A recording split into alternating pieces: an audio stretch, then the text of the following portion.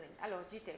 ñun ñi nga xamante ne ñoom ñoo ñu wër ñëpp suñu jàppee ni ñoom kenn ku ci nekk de tout bord xam nga ngeer wax na ko sànq ñoom bu ñuy jàpp kay di jiiñ nañ leen jàpp ñoom ñaar ñëpp parce que ñoom ñaar ñëpp responsable lañ ci ay bilan immatériel waaye ñun ñi nga xamante ne ñun ñooy askan bi le sénégalais lambda jaaykatu gerte bi mooy joxe xobam mooy dugg bus yi entre autres ñun suñu rôle ak ban type de sénégalais la ñu war a am à l'Assemblée nationale quand même. Moi je pense que d'abord il faut que nit ñi faire la différence entre élection législative et l'élection présidentielle. Je pense que souvent xoolee lettre bi président Macky Sall bind boo ko xoolee c'est comme si quelqu'un qui trace son bilan qui pense qu'à travers son bilan là mën na ko jox impact ci liste ci élection législative. Alors il faut que les gens se détrompent. Je pense que c'est important assemblée bu ñuy jëm 15e législature bii man dama yaakaar ne war na nekk une assemblée de rupture boo seetlu depuis 2021 ak lu ci jot a xew fii yëpp en termes de manipulation de liste ba waa Yewwi ñuy wax ni sax seen remplaçant yi ñoo dem mais boo xoolee toutes les 2 ans là problème yi fa nekk xiiroo ak ñaayo nit ñi di xeex nit ñi di gàddu Thiès ba policier di ñëw assemblée hémicycle di fa samp di imposer les gens. Je pense que ça a été benn déclic la woon pour politiciens yi pour ñu mën a xam le nouveau type de Sénégalais a un besoin différent de la politique des années 1960 bu ñu ko xalaatul ils vont toujours se tromper man loolu laa xalaat et puis loolu laa gis encore ñi nekk ci l'autre coalition muy sàmm sa kaddu muy takku wàllu ak seen discours yi ak seen approche yi maa ngi ñëw danga may rek j'arrive ak seen ama man je t'ai dit que je ne suis pas de Pastef danga may déglu rek ama bu ñu sénégalais ñu ngi ñuy déglu li ñuy wax dañ ko war a wax ci dal ak sérénité sinon duñ ci am dara donc man boo ma dégluwee di nga xam fan laa nekk je dis que discours yu ma jot a dégg ci opposition ñi nekk ci takku ak wàllu ñi nekk sàmm sa kàddu mën naa épargner ça un peu Amadou Ba qui est vraiment dans le discours républicain quelquefois il est dans la sérénité il est sur une ligne correcte pour moi mais su ma déggee ñeneen ñi di wax c'est comme si ils se sont trompés de l'époque en réalité bu ñu ko waxul après 2010 le 17 dinañ xam ne lan la Sénégalais yi xalaat ci politiciens yi loolu leçon la bu ñu war a tirer donc moo tax man dama ne si ñoom façon de faire man de en tant que candidat sur la liste de action coalition action bi professeur Daouda Ndiaye jiite moi je suis sur la liste nationale 7e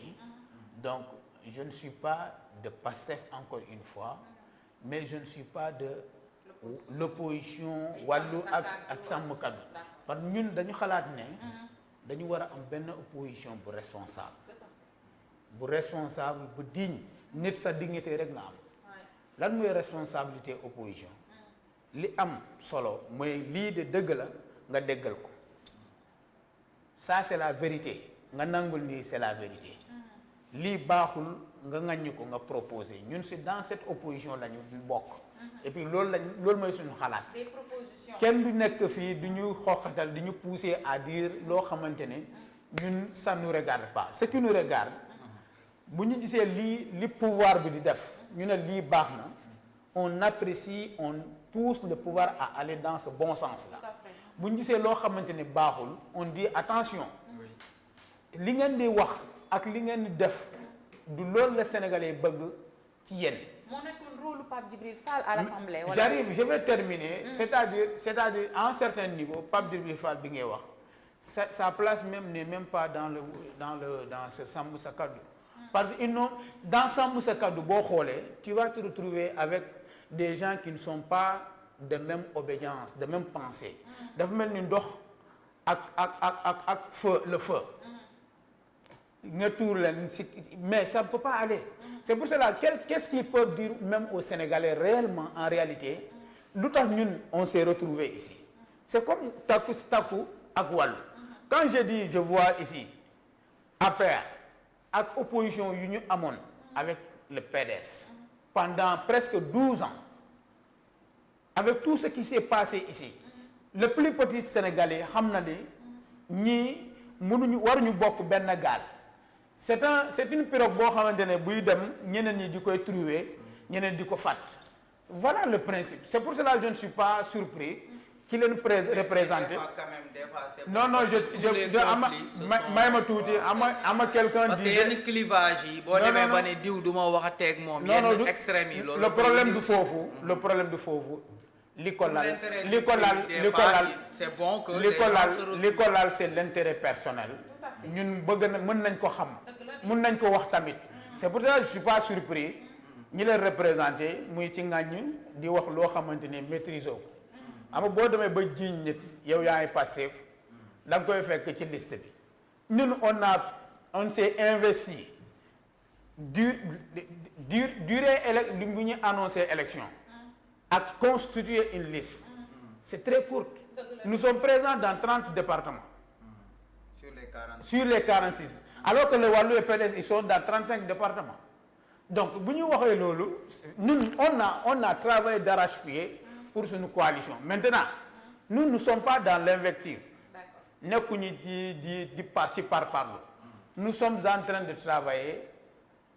avec nos moyens de bord ak li ñu gëm ñun dañu mës a gëm ne nous sommes une coalition d'action c'est quoi notre slogan fekk ci Sénégalais ci seen bëgg-bëgg il faut que tout Sénégalais se sente qu'il est au Sénégal il faut que tout Sénégalais qui se sente qu'il est au Sénégal et puis on a des propositions de loi yoo xamante ne suñu yaakaar dañu yaakaar ni le Sénégalais doit être protégé par son État on veut le mieux d'État le mieux d'État mooy lan le rôle de l'État auprès de chaque Sénégalais